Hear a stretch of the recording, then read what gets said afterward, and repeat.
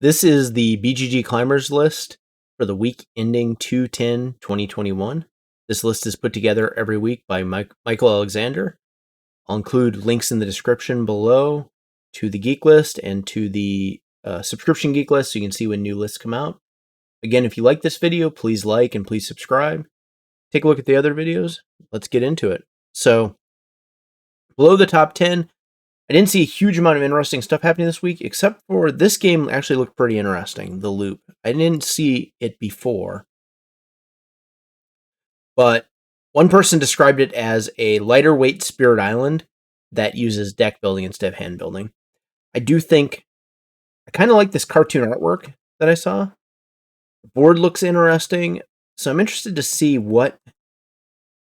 I need to look at this more and just see how the gameplay is, but it might be something to take a look at just because I think it looks good and it seems to be getting some solid ratings on here. Be interesting to see. I wonder what the price of this thing is. I guess we'll have to find out. It doesn't look for sale anywhere. Maybe it was a Kickstarter? No. Component, drop tower. Interesting. So, anyway, we'll have to keep an eye out for this. Maybe it's only week it's on here, but I do want to take a look at it outside of this list. So that is The Loop, number 15, below the top 10. Dwellings of Eldervale continues its ascent. This one's going to hit the top 10. I think it's going to sell enough copies to do that, or it will on its second printing, which I assume will happen at some point. Pandemic Legacy Season 0 continues climbing. It's actually, let's see here, we don't have a new rating, but its Bayesian average is moving up. Its average moved up, so it must have been a pretty decent week for it. This one will hit the top 100. It's probably going to be a couple months unless a lot of copies come out. This one's a tricky one because I think a lot of people won't rate it until after they played the whole game, and sometimes it can take a number of months to get through this game, depending on how quickly you play. And number 10 is Eclipse, Second Dawn for the Galaxy. So this one is destined to be in the top 100. I think it's almost certainly going to be in the top 20 games. It's gotten really strong ratings. The only thing holding it back is just it's really hard to get a hold of right now. They do plan on doing a second printing, although given how long it took for the first printing, who knows when people will be able to get a hold of it. Hopefully they get a distribution deal in the United States and the game is easier to come by here. So that is number 10, Eclipse Second Dawn. Number 9 is Dune Imperium. So this one is getting about 200 ratings a week. It is going to hit the top 100. I don't see it as like a top 10 threat or chance, but it has been very solid in the 8.5-ish range for ratings. So I think that will put it in the top 50 actually at some point. And it's clearly sold a lot of copies, and people have been very excited to play it. This is a worker placement deck building game set in the Dune world, which I think there's a movie coming out later this year, which may sell more copies of this, may sell more copies of the reprint of Dune, which finally happened. It just seems like it's a lot of Dune happening. I think there's even another Dune game. Just a lot of Dune. That is number 9, Dune Imperium. Number 8 is Kanban EB. So this one is another game I believe will hit the top 100. Partially due to the fact that it is a reprint of Kanban, but it looks better. Now this game does look amazing. I think it might be Ian O'Toole's best looking Lacerda game. Maybe best looking game overall. I decided not to back it. Actually, these metal cars look really cool too. I decided not to back it myself just because I don't see myself playing Kanban a lot. But if you are a big fan of Kanban and you really want to, and you're playing it a lot, this is by far the best game. Let's see if there's a picture. Yeah, there's a picture of the board. But they relaid out the board. It looks better. The cars look better. The tokens look great with the screen printing. It's just, it's an amazing look for a game. And I think the gameplay is solid. It's not my favorite Lacerda game, but I do think it ties you into.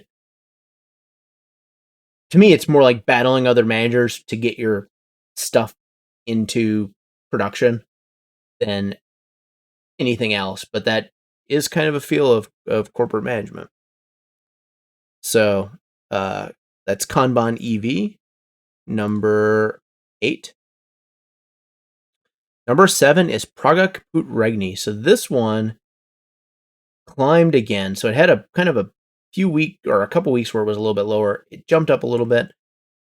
I think this has a chance of hitting the top 100. We'll have to see. But this is Vladimir Suki's latest game. I wasn't a fan of how it looked. I wasn't a fan of these cardboard add-ons to the game. I guess it adds some flair to it, but I'm never a fan of like having these assembled cardboard things in the box. I don't know. That's just me for games. I do like some of Vladimir Suki's games, but this probably isn't on my list to play. That's really hot or really high on my list to play. But if it continues to climb, I may have to check it out. So that is number 7, Prague Regni. And I think it has a shot of hitting the top 100. We'll have to see. It's clearly getting a lot of ratings, but it hasn't come out of the gate too strong. Usually the biggest fans of a game are going to rate it early on. Number 6 is Canvas. So this one was a huge Kickstarter, which looks really cool. Has this, I think, card overlay mechanism, which we've seen in a few games where you have like card building stuff.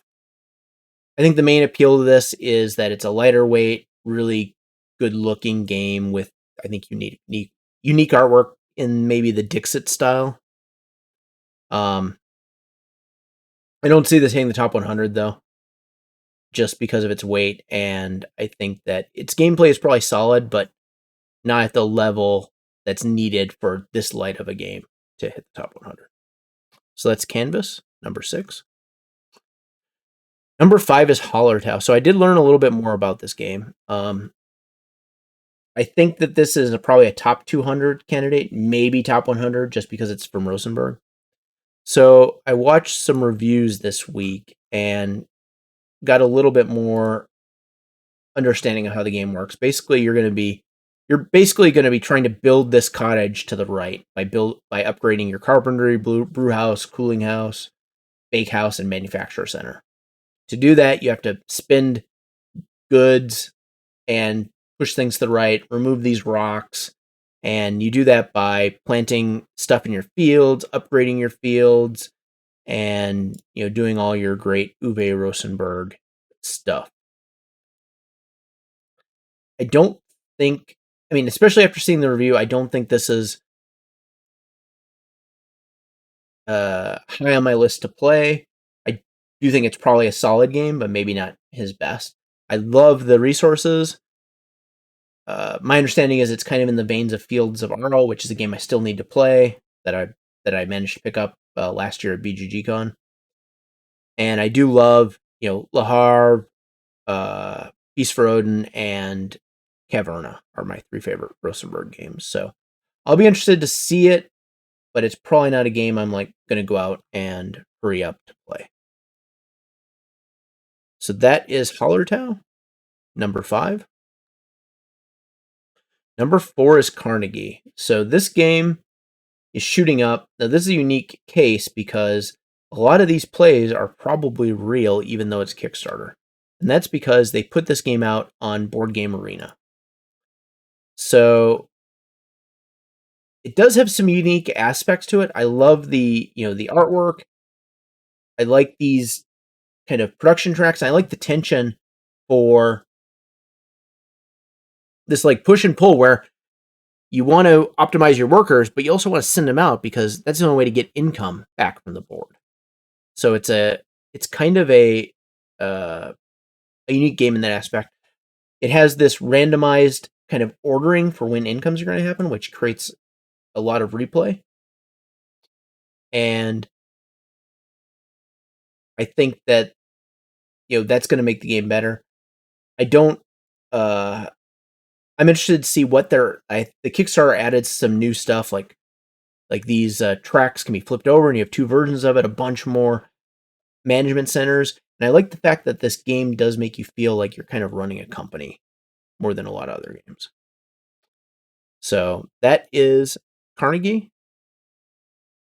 Now, given the fact that a lot of these ratings are probably real, do I think this is going to hit the top 100? Probably not, but we'll have to see the final product because things can change. It's a Kickstarter, and maybe it's going to maybe once you have the physical version, it's going to move up a little bit.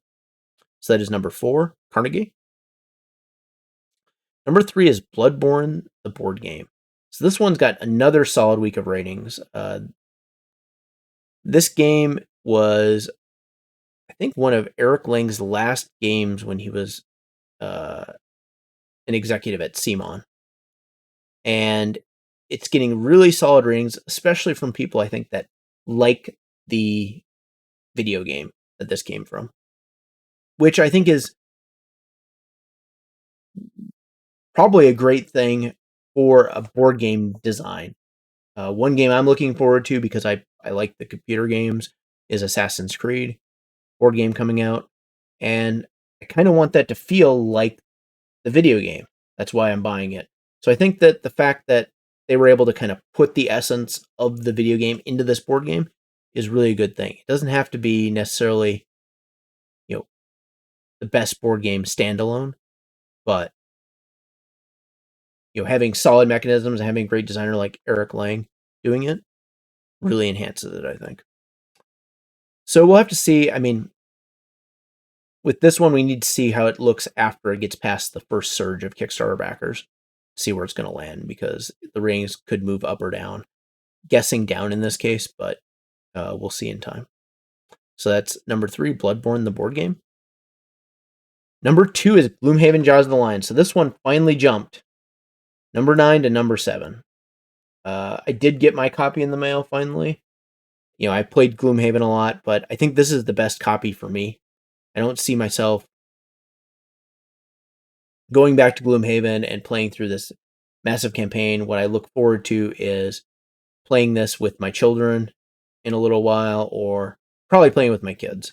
Once we get both of them at an age where they can read the cards on their own, I think it'll be a really fun family game to play.